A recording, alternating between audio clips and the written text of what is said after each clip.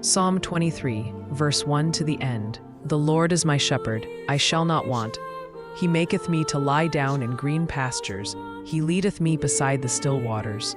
He restoreth my soul. He leadeth me in the paths of righteousness for his name's sake. Yea, though I walk through the valley of the shadow of death, I will fear no evil, for thou art with me. Thy rod and thy staff, they comfort me. Thou preparest a table before me in the presence of mine enemies.